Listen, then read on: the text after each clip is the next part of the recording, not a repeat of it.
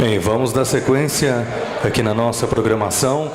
Eu gostaria de pedir a gentileza de todos para que desligassem o seu celular ou colocassem no silencioso e que após o término da palestra todos permanecessem nos seus lugares, pois vamos entregar o ticket do almoço, que será servido aqui mesmo, tá? No Parque de Exposições. Então, por gentileza, todos desliguem o seu celular e aproveitem bem a palestra.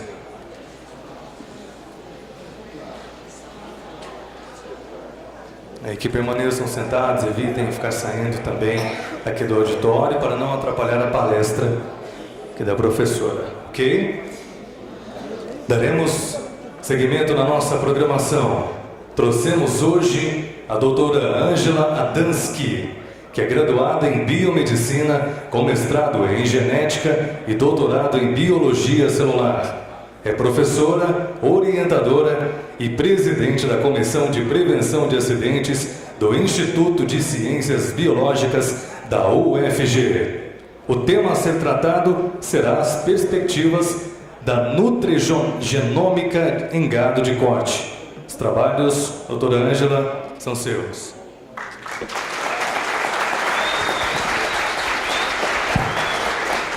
Bom dia a todos. Então, meu nome é professora Ângela, né? Eu sou lá do Instituto de Ciências Biológicas da UFG. Muitos acham, então, que eu sou da Escola de Veterinária e Zootecnia, mas eu não sou da Escola de Veterinária e Zootecnia, só de coração, né? Cadê os alunos da Escola de Veterinária e Zootecnia aqui?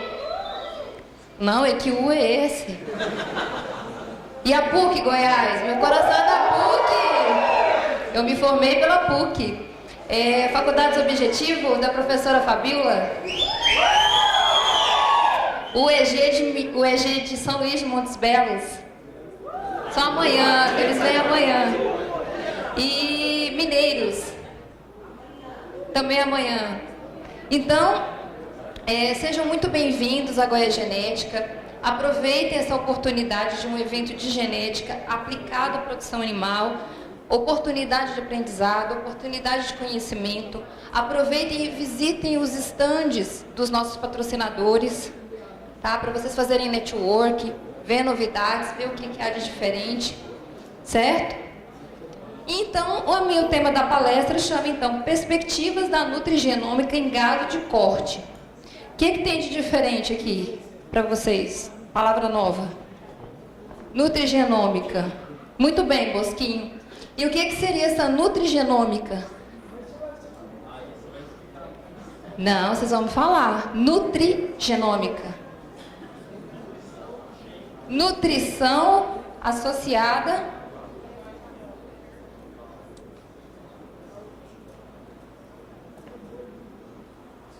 aqui. Nutrição associada à genômica? E o que é genômica? Genômica. O que vocês lembram? Gene, genética. Alguém tem que falar alguma coisa? Não é possível, vou descer embaixo. Gene, genética, genômica. Edgar, você foi meu aluno, Edgar. Então, olha só, nutrigenômica é a nutrição associada à genômica. O que é essa genômica? A gente tem a era genômica. Essa era genômica, então,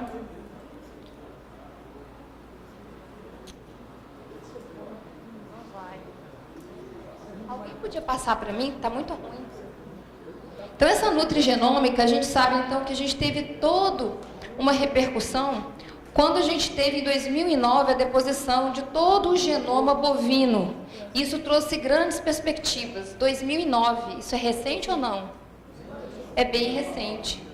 Então, vocês já tinham nascido, né? Vocês são da era genômica, que vocês nasceram mais ou menos na época da década de 90, por aí, não foi? Viu? Então, essa era genômica, então a gente surgiu as deposições dos genomas completos. E isso repercutiu em muitas coisas. Para a saúde, para a agropecuária e, sobretudo, em bovinos, a deposição desse genoma completo. Eu não sei se vocês já tiveram a curiosidade de acessar o The Bovine Genome Database. Alguém já entrou lá? Então, a tarefa de casa é entrar e vasculhar o genoma do quê? Do organismo que vocês vão ter como ferramenta de trabalho. Tá ok? Pode passar, por favor. Então, o que é essa nutrigenômica? É a ciência que estuda a influência dos nutrientes na expressão dos genes. O que é a expressão do gene? É o gene, que é uma sequência de DNA, que vai ser transcrita no RNA mensageiro. Essa mensagem vai ser encaminhada do núcleo celular para o citoplasma, onde os RNAs catalíticos vão fazer o quê? A tradução da proteína funcional. Qual proteína funcional a gente quer associada à qualidade da carne? Pensem aí, quais seriam? Tem inúmeras, a gente vai descrever isso hoje. A nutrigenômica surgiu no contexto do pós-genoma. Então, por que é o pós-genoma? Eu conhecendo a estrutura, então, toda do genoma de bovino, eu consigo, então, uma nova era que a gente chama, então, de transcriptoma, onde a gente vai analisar RNA e proteômica, que a gente estuda, então, a parte de proteína.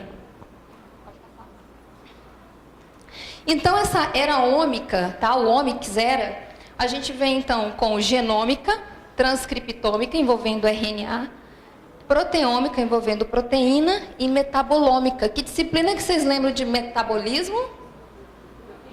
A melhor disciplina do curso básico de vocês, da parte básica, bioquímica.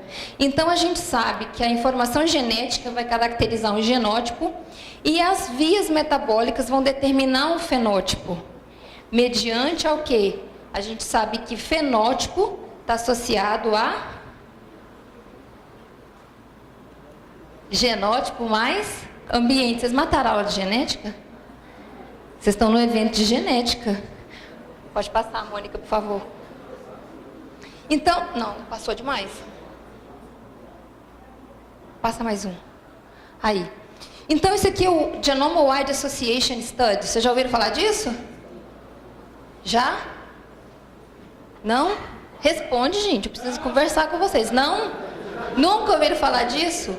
Quem faz isso muito bem aqui no nosso estado é o Dr. Cláudio de Ulloa Magnabosco. Ele trabalha com gado de corte. O que é esse GWAS?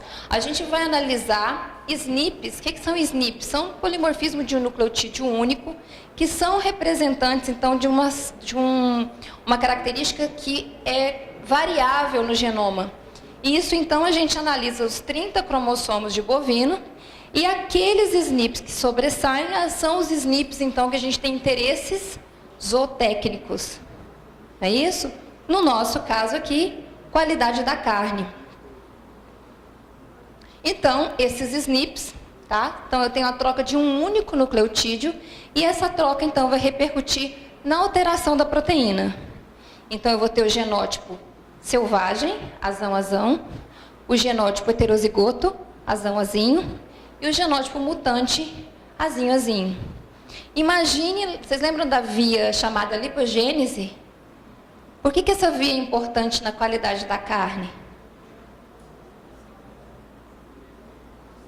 Depósito de gordura? Não é isso? Então, lembra daquelas enzimas? Se eu tiver um SNP em um dos genes que vai codificar uma daquelas enzimas, essas enzimas, então, que tiver o genótipo mutante, ela não vai ter o quê? A sua atuação correta. Ela não vai ter sua função adequada. E, consequentemente, isso vai repercutir na qualidade de produção do meu animal. Então, esses SNPs são o que a gente usa mais em relação à qualidade de carne. Tá? Eu trabalho com SNP, mas eu trabalho com SNP humano. Pode passar, Mônica, por favor. Então, a gente tem genoma, DNA, transcriptoma, RNA, microRNA. Também já ouviram falar do microRNA? Não. Já? Não. MicroRNA, na verdade, são sequências de RNA que vão estimular ou inibir a expressão de um gene. A gente tem isso bem caracterizado no câncer. Depois a gente tem, então, a proteômica e metabolômica, tá? Que, então, são essas vias metabólicas que estão associadas, no nosso caso aqui, que a aula de hoje vai estar associada, então, à lipogênese e à adipogênese. E a gente não pode esquecer o quê? O bem-estar do animal e a saúde desse animal. Porque o fator ambiental vai influenciar no genótipo e, consequentemente, eu vou ter o fenótipo. Então, hoje, tudo isso eu tenho uma grande associação. Então, por isso, então, a gente tem essa era genômica, essa era ômica. Pode passar. Então, os efeitos dos componentes químicos da dieta sobre a expressão gênica. Eu quero que vocês entendam o que é expressão gênica. DNA vai ser convertido num RNA e esse RNA vai ser traduzido numa proteína funcional, que podem ser diretos ou indiretos, dependendo do papel que estes desempenham dentro das células. Então, o que quer dizer isso? Que os nutrientes, eles vão influenciar no funcionamento do genoma. A gente vê isso em câncer. Por que a gente usa brócolis na alimentação? Nunca ouviram falar que brócolis é saudável? Não é? Faz bem para a saúde? Evita câncer? Vitamina C. Vitamina C? Para o animal aqui da mesma forma. Só que o animal, para a gente aqui em gado de corte, eu vou querer uma quantidade de nutriente adequada que vai fazer com que a expressão de determinado gene vai melhorar a característica de interesse zootécnico.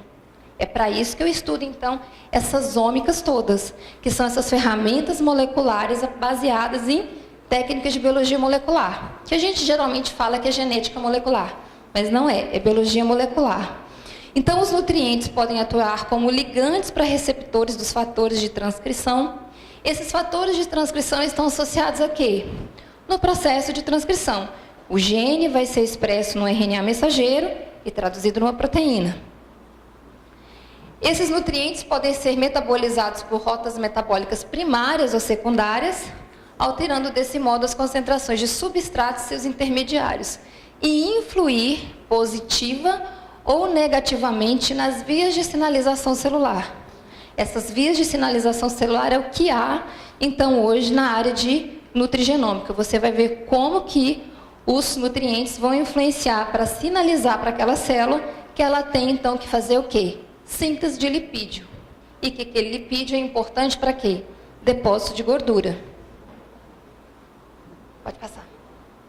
Então, essa nutrigenômica, ou seja, os fatores nutricionais do animal que a gente vai desenvolver para o animal, a gente vai achar qual que é a melhor dieta para expressar aquele gene de interesse que eu quero, de interesse zootécnico.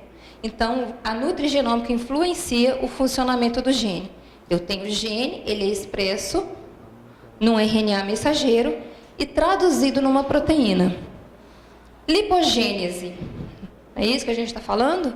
Adipogênese. O que vocês lembram de característica importante de qualidade de carne? Marmorização. Marmorização. Marbling regulation é o termo que a gente mais utiliza. Já ouviram falar? Marbling. Marbling regulation. Sou metida não, é porque na biologia molecular a gente fala mais inglês, tá? É o marmoreio. Então, qual que é o meu foco? Se eu quero ter o quê? O marmoreio na gordura intramuscular, não é isso? Então, se eu analisar determinadas enzimas que vão estar mais expressas mediante o quê? A um fator nutricional, eu vou ter uma melhora na qualidade da carne. E isso, então, vai repercutir o quê para o produtor? Dinheiro, gente. Não é isso que a gente procura na produção animal? Melhor qualidade, melhor desempenho e, consequentemente, mais lucro.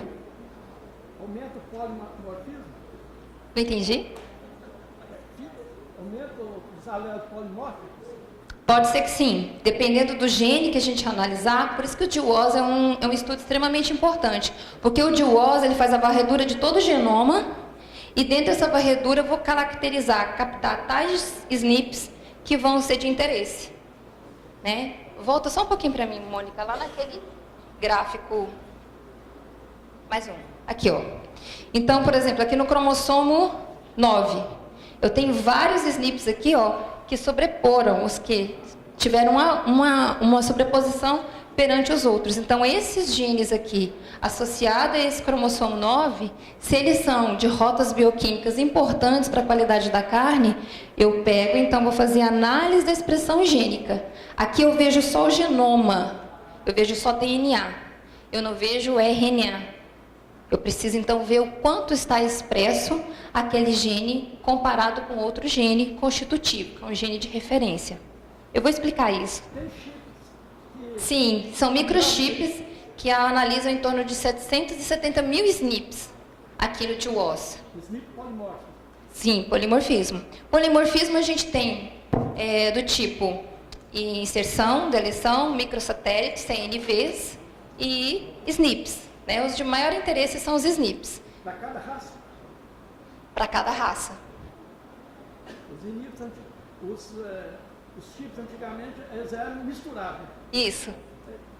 Hoje você consegue determinar por causa do genoma, a deposição do genoma. Então a gente tem, por exemplo, para Bostaurus taurus, Bostaurus taurus, Bostaurus taurus, Bostaurus índicos. Raça composta também? Isso. A gente consegue fazer isso. A gente pode fazer homologia também. Tem algumas proteínas que são homólogas entre as espécies. São iguais, no caso. Não tem variantes? Pode ter, sim, tem variância sim. O que é diferente não vai estar homólogo. A variante vai dar molecular, né?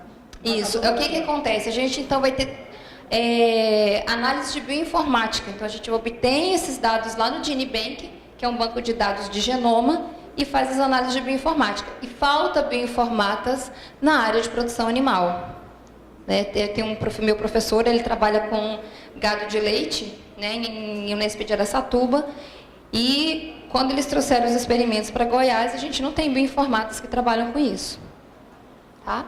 Pode passar, Mônica, até...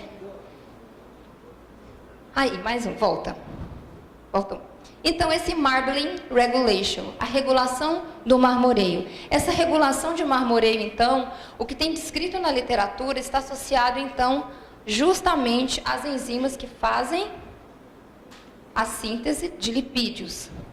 Pode passar. Então, a gente tem um exemplo de acetilcoenzima A carboxilase. Lembra disso, meninos da bioquímica? Quem é o substrato dessa acetilcoenzima A carboxilase?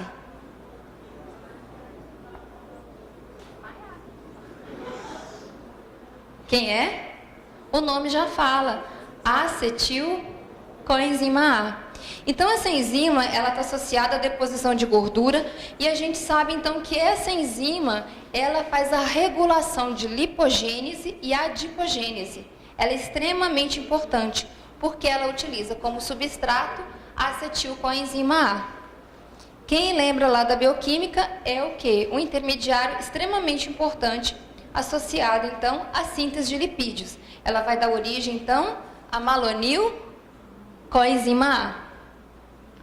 A outra enzima que a gente tem, que ela vem depois da atuação de acetilcoenzima A carboxilase, é a ácido graxo sintase. A gente vai falar geralmente os termos em inglês, tá? Que é a FAS.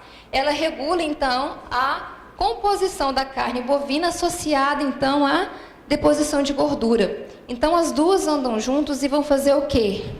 O marmoreio. Por quê? Porque esse depósito de gordura vai ser intramuscular. E a gente sabe, então, que a alta expressão dessas proteínas, que são enzimas, então tem o gene da acetilcoenzima A carboxilase. Se eu tiver maior expressão desse gene, que vai expressar a proteína, a enzima acetilcoenzima A carboxilase, eu vou ter melhor depósito de gordura nesses animais. Como que eu faço isso? A nutrição. Alguns componentes de nutrientes vão ser importantes para estimular, então, a expressão gênica associada a esses genes dessas enzimas. Gasta mais energia? Sim e não, né? Porque se o nutriente ele favorece o funcionamento do genoma, às vezes não. Ela vai trabalhar mais, mas não sei te dizer também. Deve gastar mais nutrientes. Sim. Mas o nutriente, se ele estiver na quantidade exata, ele vai trabalhar da melhor performance. Né? Então, pode passar, Mônica, por favor. Então, olha só, qual que é o substrato que a gente precisa? acetilcoenzima A. Essa acetilcoenzima A, então, vem de quê? Do metabolismo de glicose. Esse metabolismo de glicose, então, a gente vai ter o quê? A via glicolítica, lembra disso? Lembra nada, né? Vocês não gostam de bioquímica, né? Eu fico desorientada lá falando, ninguém presta atenção no que eu falo. Então, essa glicose, ela vai formar piruvato. O precursor, então, de acetilcoenzima A é o quê? Glicose, carboidrato. Professora, só está esquecendo de um detalhe, professora. Os ruminantes, eles têm o quê? Uma microbiota ruminal. Mais especificamente, anaeróbica, não é isso? Então, tem bactérias fermentadoras de lactato, vão formar piruvato, acetilcoenzima A, síntese de ácidos graxos. Então, a acetilcoenzima A é precursora para a formação de ácidos graxos. Então, aqui só para mostrar como é que é a atividade então, da acetilcoenzima A carboxilase, para vocês lembrarem. A gente tem a parte da enzima, são 3 subunidades, onde tem a biotina carboxilase, uma região que ela vai se ligar a uma proteína carreadora de biotina, e essa região, então, a gente chama de transcarboxilase. Quando está associado à biotina, essa biotina é ligada a essa proteína carreadora, ela se liga nessa região de biotina carboxilase, depois ela é encaminhada para transcarboxilase. Pode passar, por favor? E aí, então, a gente vai ter a retirada dessa região de ácido carboxílico, certo? Carboxila, que vai se associar, então, à acetilcoenzima A, formando malonil-CoA. É precursor de lipídio. Se é precursor de lipídio, eu penso em quem? Que vocês aprenderam na palavra nova hoje? Marbling Regulation. Fala todo mundo comigo. Marbling Regulation. Viu que vocês aprenderam? Palavra nova? Marbling Regulation. Agora você fala para o professor de nutrição. Não é marmoreio não, professor, é marbling. Certo? Então, essa outra proteína aqui é a ácido graxo sintase. É uma série, um complexo, então, de enzimas, de proteínas que vão atuar, então, na síntese de lipídios. A gente sabe que a alta expressão dessas enzimas, dessas proteínas especificamente, quando eu tenho uma dieta direcionada para o estímulo, então, da síntese, ou seja, da expressão desses genes, a gente observa que em Angus e Limousin, a gente tem uma alta expressão e, com isso, o melhor marmoreio desses animais. Isso já é caracterizado na literatura. E a gente sabe, então, que essa enzima ela é modulada por frutose, até mesmo por insulina, por leptina e até mesmo colesterol. Professor, mas isso acontece em todos nós, né? Sim. Tem algumas dessas enzimas que eu vou falar aqui para vocês hoje que elas são alvo de terapia do câncer. Então, não é só associado à produção animal. A gente tem isso também associado a quê? Até terapia do câncer. Tá? Nós somos mamíferos.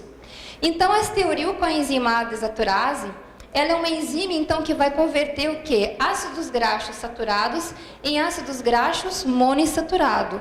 A gente sabe, então, que esses ácidos graxos monoinsaturados são responsáveis pela maciez e sabor da carne. Pode passar, por favor. Então, a gente sabe que ácidos graxos da alimentação são quimicamente reduzidos pela microbiota ruminal, formando, então, ácidos graxos saturados, e a esteorilcoenzima A desaturase converte, então, esses ácidos graxos saturados em ácidos graxos monoinsaturados. E isso está associado a depósito de gordura intramuscular. Isso está associado ao sexo também? A fêmea pega mais gordura que o macho? Eu não sei dizer. Por que a mulher engorda mais que o homem? Pessoal, São fatores hormonais também. Nós vamos ter, ao final da apresentação da professora, a gente vai ter um período para...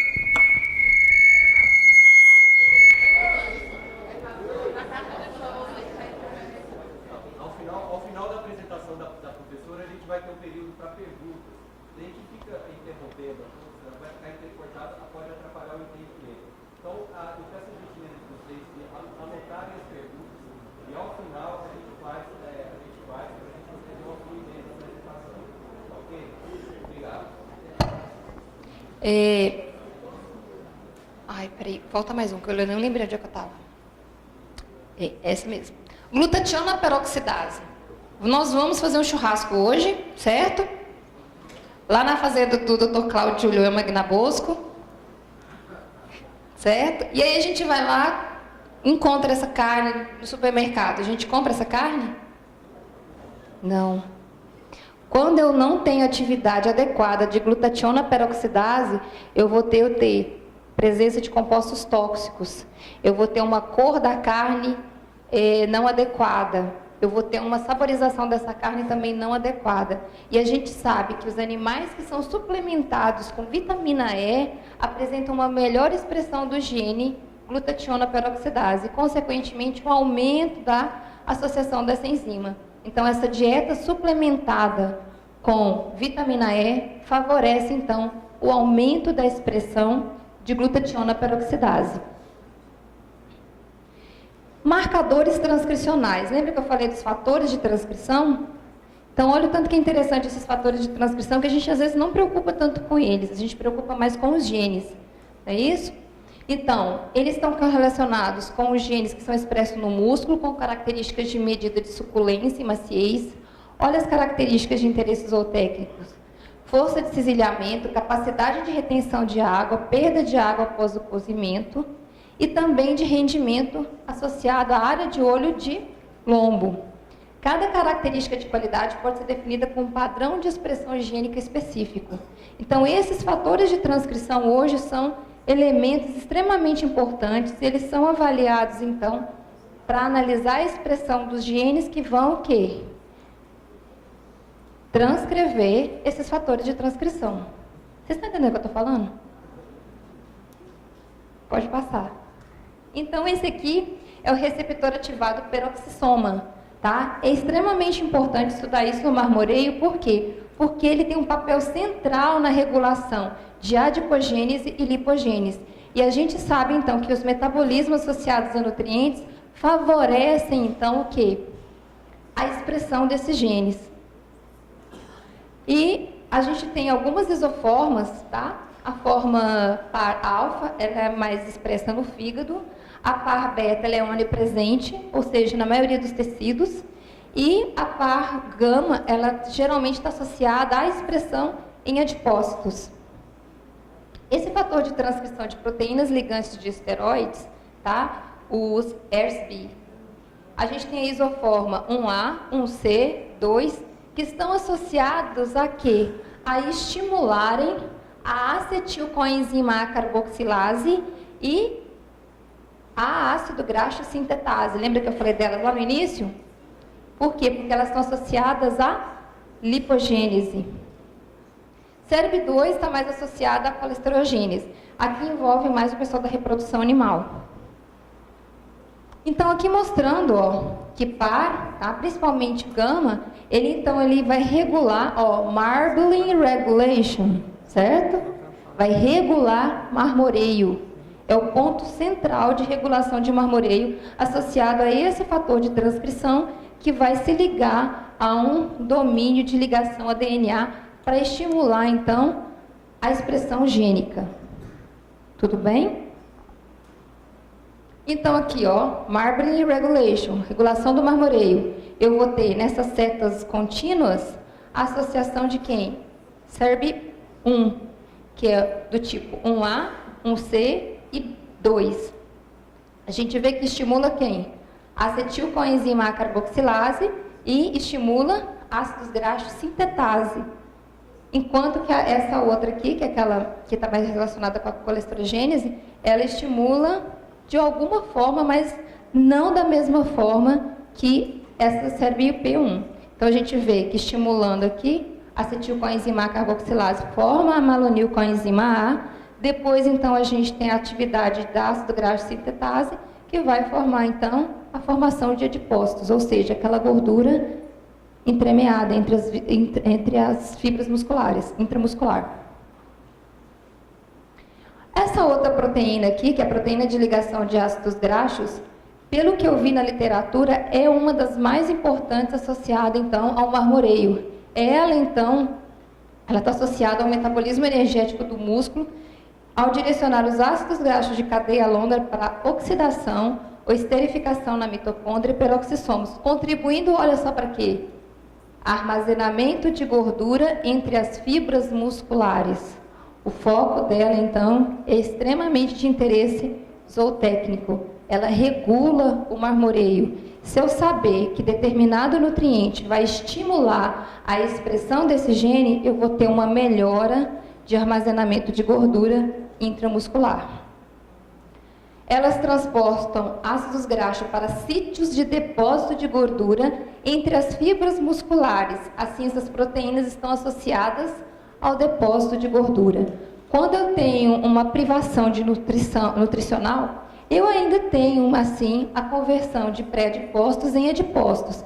Mas quando eu tenho uma nutrição adequada, acima do que eu estou esperando, eu vou ter, então, uma grande formação de adipócitos. Então, por isso que a gente faz, então, essa transcriptômica, essa análise, então, dessa expressão desses genes e o que esses fatores nutricionais vão influenciar ou não na expressão desse genoma.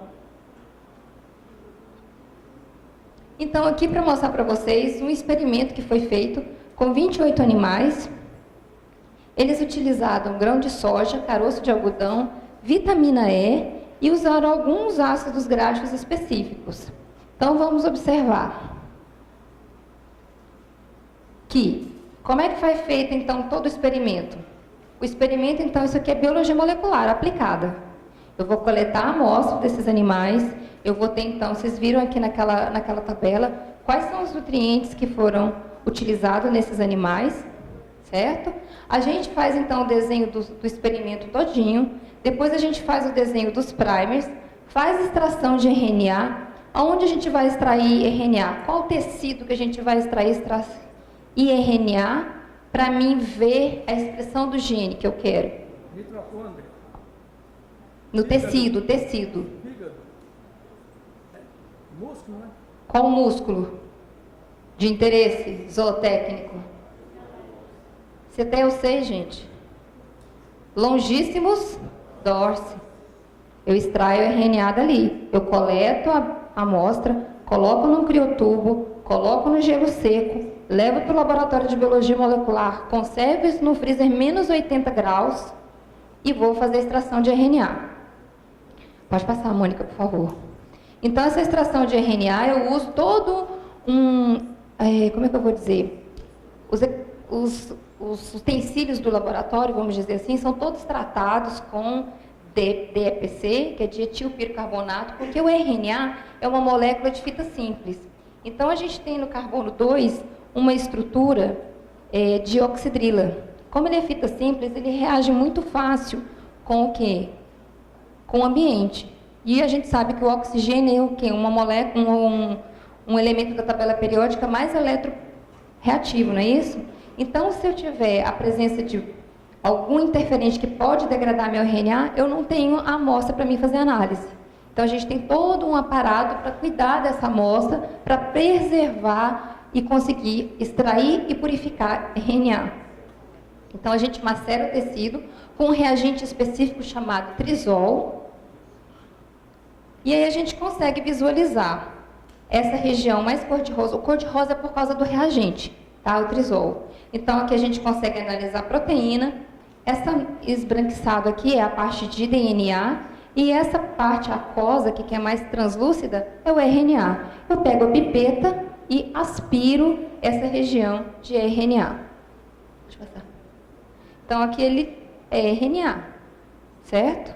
A gente não enxerga como que ele é, não vê aquela fita simples lá não, tá? É molécula.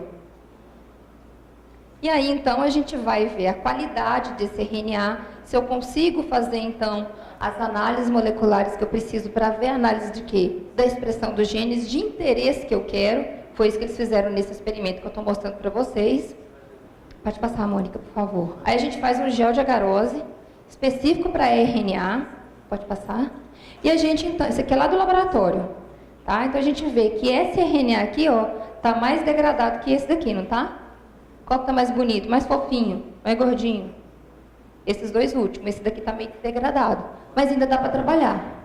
Então, a gente precisa ter essa análise de qualidade para, então, fazer as análises moleculares. Pode passar, por favor. E aí, então, a gente faz a conversão de RNA em cDNA. O que é esse cDNA? É um DNA complementar ao RNA. Não é a estrutura de RNA? Não originou de um DNA? Só que eu só consigo copiar em milhares de cópias DNA e não RNA. Por isso eu preciso convertê-lo em cDNA. Então a gente faz a transcrição reversa, RT-PCR. Aqui não é o real-time PCR, que às vezes a gente escuta falar. O real-time vai ser aqui, ó, quantitativo PCR. O que é esse quantitativo? Imagine aqueles genes, daquelas proteínas que a gente falou, daquelas enzimas que estão associadas à lipogênese, que estão associadas, então, à regulação de marmoreio, e eu quero ver o quanto elas foram expressas. Eu tenho que comparar com um gene que é expresso normalmente nas células, como da via glicolítica, gliceraldeído 3-fosfato desidrogenase, beta-quitina, beta-globina, porque esses genes eles têm que expressar normalmente, porque a célula tem que ter seu funcionamento normal. Então, eles vão ser nossos genes de referência. Então, imagine que essa minha mão aqui é o valor de gene de referência. Se, por exemplo, a acetilcoenzima A carboxilase tiver o gene mais expresso que o normal, bingo, aquele fator nutricional está melhorando o quê? A regulação do marmoreio. Se tiver abaixo, não está bom. Então, a gente consegue analisar mediante essa quantificação por PCR em tempo real. Mas, primeiro, eu tenho que converter o RNA em cDNA. Pode passar, por favor. Então, a gente prepara isso no laboratório, tem todos os protocolos a serem utilizados, porque a gente trabalha com moléculas, eu não posso contaminar, eu não posso trocar a amostra. Pode passar. Aqui são os termocicladores, para vocês entenderem o que é isso. Um termociclador deste custa, em média, R$40 mil. Tá? Então, tudo na biologia molecular é muito caro. Então, essa genética molecular aplicada à produção animal, não só aplicada à produção animal, mas, no geral, ela é muito cara. Pode passar. Então, aqui o RNA que eu extraí, lá do tecido de longíssimos dorsos, não foi isso? Eu quero ver a expressão, então, de acetilcoenzima A carboxilase, ácido graxo sintetase, estearil, coenzima A desaturase, o que mais? Aqueles fatores de transcrição que a gente falou e aquela proteína de ligação FABP4, que tem uma excelente regulação no marmoreio. E aí eu extraio o RNA, converto esse RNA num cDNA. Eu vou ter, então, uma enzima chamada transcriptase reversa. Eu vou ter, então, DNTPs, que são os nucleotídeos trifosfatados, para mim fazer o quê? A partir de RNA, fazer DNA, porque eu só consigo copiar DNA, por isso que eu tenho que converter. E aí, então, a gente utiliza os primers randômicos. Então, aqui é a estrutura do RNA mensageiro, onde eu tenho a cauda poli-A, há os primers aqui, que são complementares a essa cauda poli-A, a transcriptase reversa, e ela, então, vai copiar. Onde tiver a sequência de nucleotídeos A, C, U, G, ela vai fazer o quê? A sequência complementar. Lembra disso lá do ensino médio? Vocês lembram, né? Adenina, citosina, guanina, uracila. Pode passar. E aí, no final, ela vai, então, mais um, formar, então, a fita dupla de DNA. Essa fita dupla de DNA que a gente vai, então, utilizar para PCR em tempo real, para ver o quanto foi expresso daquele gene comparado com o meu gene de referência. Você está tudo ligado no alimento? Fez uma alimentação e foi fazendo as mutações para ver se o alimento causava aquilo? Não, eu vou ver se os fatores nutricionais vão melhorar ou piorar a expressão do gene. Nutricionais no alimento. Isso. Pode passar. Aí, então, eu desnaturo a fita de DNA, depois eu vou ter anelamento dos primers, e depois eu vou ter a extensão da fita. Pode passando. E isso, então, imagine que de uma fita de cDNA, pode passando. Ao final, eu vou ter, tipo, 68 bilhões de cópias de cDNA. Pode passar, Mônica. Então, como é que a molécula vai ser replicada, copiada, certo? Virtualmente aqui, mas dentro do tubo de ensaio acontece dessa forma. Pode passar. Então, a gente tem um gene de interesse, lembra dos genes de interesse que a gente falou? Associado, então, a quê? Marbling Regulation, marmoreio, eu tenho que brincar com vocês, que vocês não conversam comigo. E o gene de referência, que são os housekeepings. Então, eu tenho um gene de referência e vou ter o gene de interesse. E eu vou ver o quanto dele foi expresso.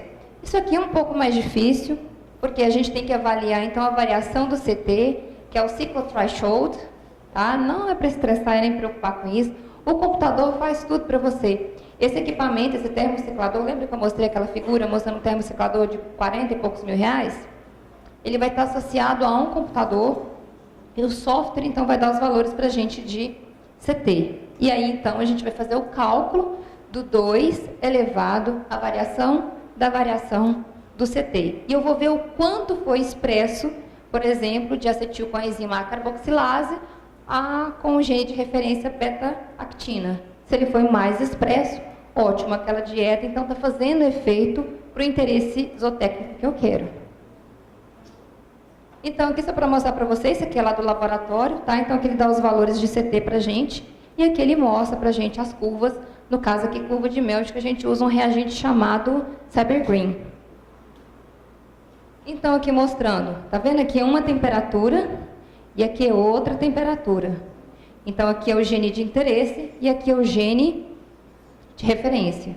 E eu vou fazer a conta para ver o quanto ele foi expresso em comparação com o de referência. Pode passar. Então, aqui o que a gente faz lá no laboratório, associado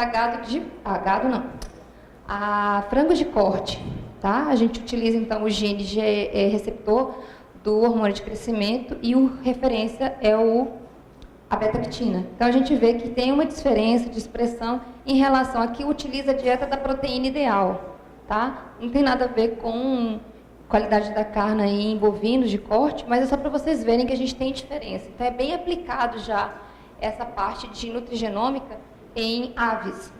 Professor, tem associação com o volume de carne produzido? Tem. No caso de frangos de corte, vai repercutir no peso do frango, porque vai ter o maior teor de proteína. Isso vai repercutir no peso e, consequentemente, no rendimento em relação a lucro, né?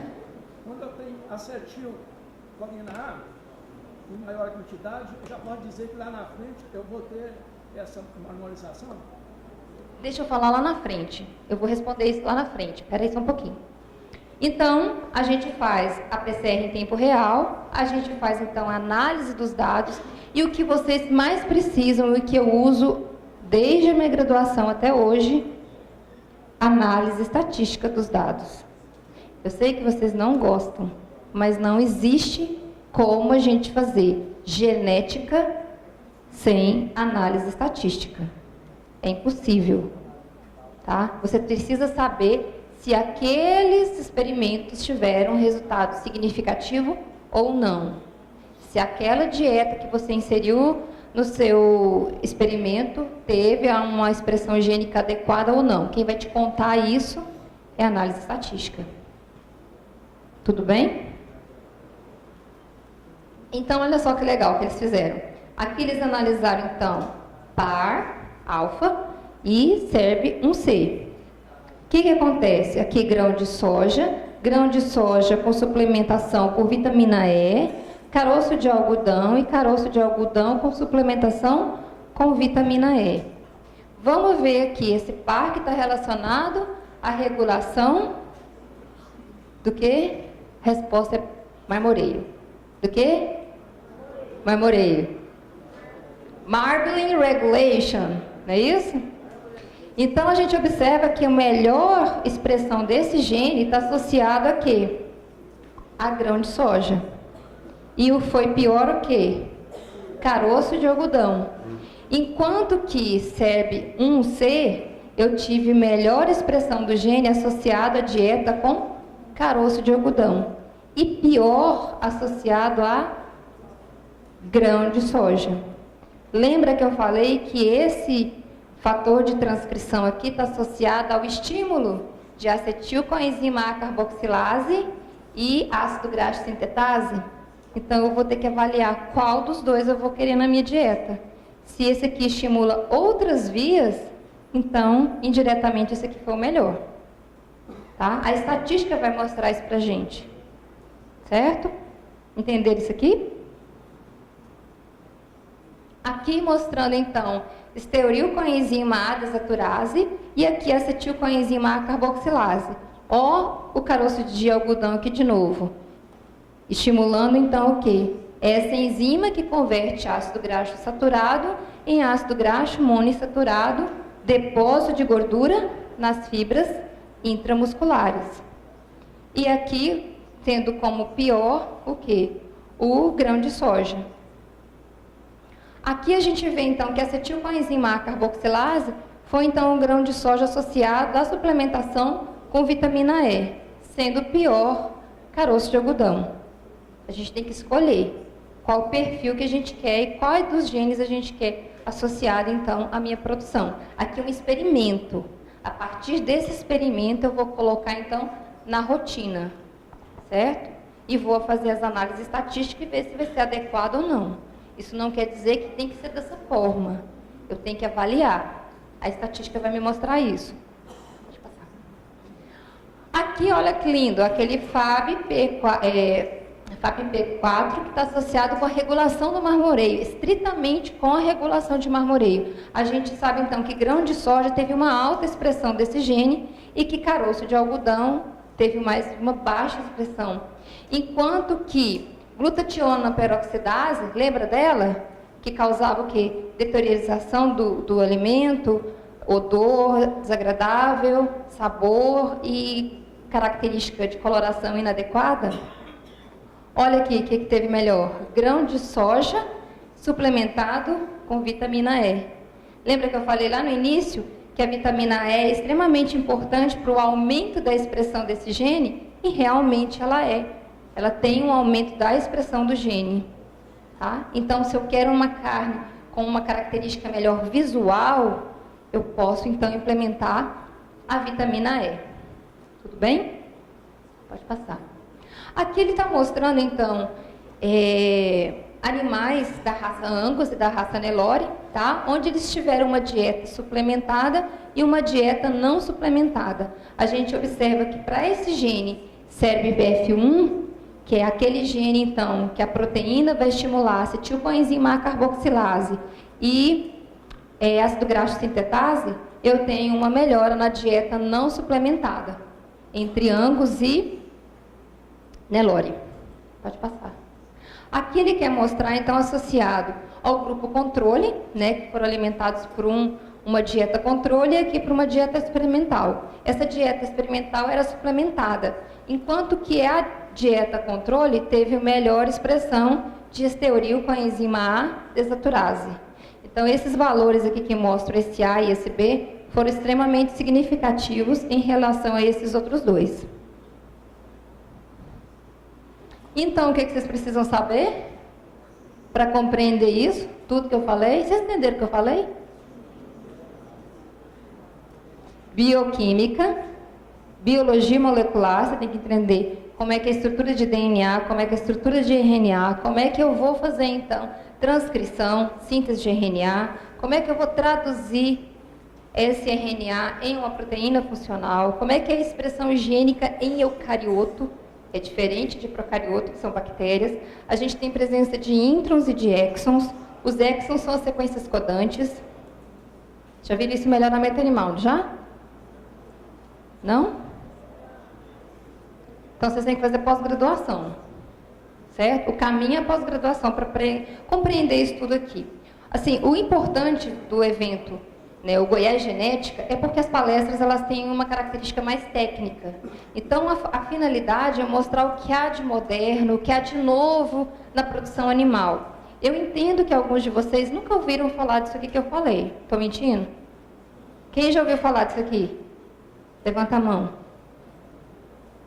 Poucos, tá vendo? Então, assim, a intenção, quando me convidaram para dar palestra, eu pensei em trazer marcadores moleculares. Mas marcadores moleculares tem outras palestras que vão estar associadas a isso. Então, eu quis trazer algo que é mais inovador, que é mais recente, que é essa parte de nutrigenômica. Porque a gente sabe que isso vai ser o futuro, né? Então, a gente sabe que a gente vai se aliar como disse o presidente da SGPA, ele falou bem claro que essas ferramentas de genética, de biologia molecular, elas já estão associadas. Tanto é que os programas de melhoramento genético, eles têm aqueles sumários de todos associados àqueles diversos fatores. Então não tem como a gente fugir mais disso. Está bem didático, professor. Tá? Né? Até quem não sabe igual eu estou entendendo. Então tá ótimo. Então estou boa nessa matéria. Então, essas ferramentas moleculares, elas vão proporcionar, sim, novas perspectivas, então, para a produção animal. Elas já promovem isso, tá? Esses programas de melhoramento animal é característico isso. Então, a gente tem que compreender a genética clássica. Vocês fazem seleção de animais para o melhoramento animal. Vocês têm que compreender tudo sobre melhoramento animal. A nutrição, não tem como você ter uma produção animal sem ter os fatores nutricionais. Eu preciso também associar aqui o bem-estar dos animais. Hoje se fala muito de interesses zootécnicos com o bem-estar do animal. Então, vai influenciar. Por quê? Porque o ambiente influencia no fenótipo. Fenótipo é igual genótipo mais ambiente. E eu não posso esquecer, então, da estatística. A estatística é extremamente importante para validar meus resultados e mostrar se eles foram significativos ou não. E aí você vai ter o quê? Pensa isso aqui, dinheiro, certo? Uma melhora na produção, melhora na qualidade, mais mercado internacional, isso tudo influencia. Pode passar. O custo-efetividade do investimento. Compensa fazer isso? Sim, não, depende. Eu tenho que avaliar critérios de risco, o quanto eu vou gastar. Se eu gastar 100 mil e ganhar o triplo, compensa? Compensa. Então, assim, eu sou biomédica, não trabalho diretamente com produção animal. Eu tenho esse vínculo com a produção animal por causa dos meus alunos, né? Esses alunos, então, acabam desenvolvendo projetos e eu acabo colaborando. Por isso que eu tenho um conhecimento não aprofundado, superficial. Então, a gente sabe que o investimento, ele vai repercutir, sim, no quê? Numa melhora na produção. Pode ser a longo prazo. Então, por isso que é um investimento, tá? Então, quais são as perspectivas dessa nutrigenômica na qualidade da carne? Então, olha só. A dieta e os componentes nutricionais podem modular os processos metabólicos pela expressão higiênica. Os componentes nutricionais podem agir no genoma, ou seja, no funcionamento do genoma, direto ou indiretamente, alterando a expressão dos genes e dos seus produtos. É o que a gente viu naquele experimento que eu mostrei para vocês. As consequências de uma dieta são dependentes do estado de saúde e bem-estar do animal. A gente tem que falar de bem-estar do animal e diretamente associado à era ômica, para a qualidade da carne.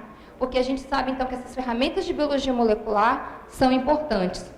Intervenções na dieta baseadas fundamentalmente no conhecimento das necessidades nutricionais, no genótipo, que podem ser utilizadas para o desenvolvimento de planos nutricionais individualizados, e a dieta pode potencialmente compensar ou acentuar efeitos dos polimorfismos genéticos. Como eu falei, os estudos de DeWoss, eles trouxeram muitas informações que hoje, então, a gente usa na aplicação especificamente da produção animal. Então, assim, eu não consegui colocar todos os meus alunos, a Amanda, cadê a Amanda? Amanda Polinário, Thaís, são os meninos lá do laboratório, meus alunos da zootecnia, da medicina veterinária, não consegui colocar todo mundo na foto, tá? Mas vocês sabem que eu tenho um carinho muito grande por vocês, então são eles que acabam me trazendo, então, para essa produção animal, porque eu trabalho com câncer, eu trabalho com diabetes, e acabou que eu entrei um pouco nessa área. Agradeço a doutora Ana, né, muito obrigada, doutora Ana, pela oportunidade, pela confiança, né, em trazer inovações para os alunos. Vocês são alunos de graduação, que vocês aproveitem alguma coisa do que eu falei. Eu sei que é extremamente difícil, não é fácil fazer biologia molecular aplicada à produção animal, tá? Não é fácil. E agradecer meu professor Peixoto, lá da PUC, Aparecido Divino da Cruz, também é biomédico, por incrível que pareça, hoje ele trabalha com DeWoss em gado de leite. Então, assim, acabou que eu acabei seguindo os caminhos dele, né? Então, muito obrigada e eu estou aberta às perguntas.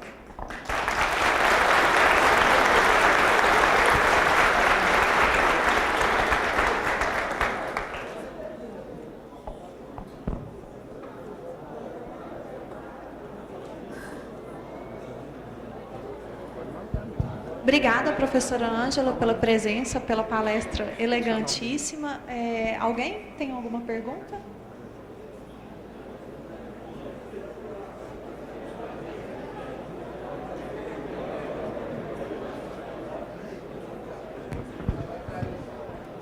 Alô, alô.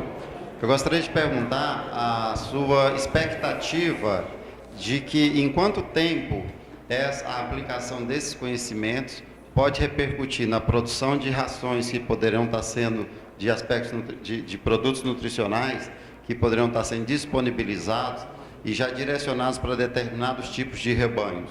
Por exemplo, para nutrição de animais zebuínos, ou na produção de leite, ou de que forma, a expectativa que você tem de quando isso vai estar acessível, inclusive do ponto de vista comercial e disponibilidade nas fazendas? Assim, tem algumas coisas ainda que elas estão em nível de pesquisa, mas assim, algumas empresas já conseguiram visualizar que isso é um mercado, né? E eu aprendi numa banca de defesa, de doutorado, que hoje a gente tem segredos industriais. Então, você tem análises de TWOS, eu aprendi direitinho.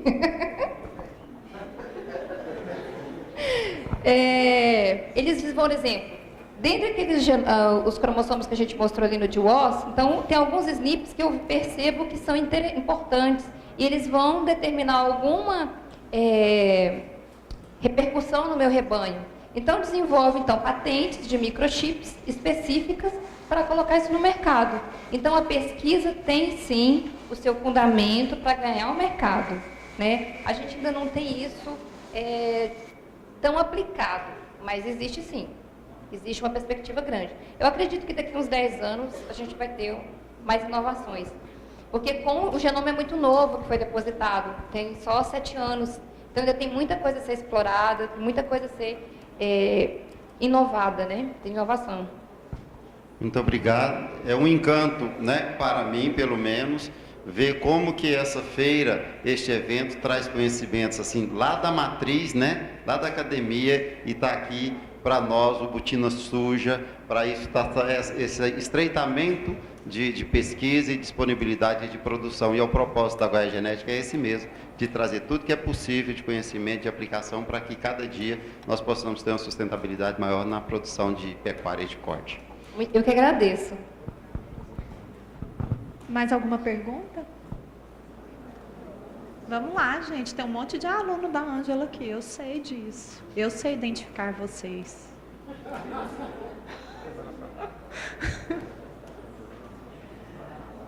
Não? Então, muito obrigada, doutora. Eu que agradeço. Pela palestra. Deixa eu falar uma coisa.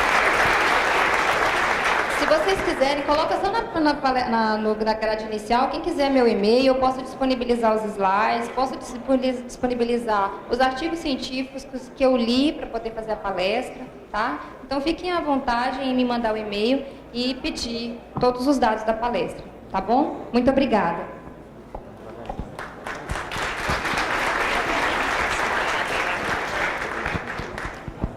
Essa democracia toda do conhecimento, eu queria pedir à professora se a gente tem autorização, então, de disponibilizar a aula dela depois dos nossos meios de comunicação, para que possa ser assistido novamente para quem já viu e para quem não viu e tiver interesse de ter acesso, se está franqueado a disponibilização da aula que foi gravada.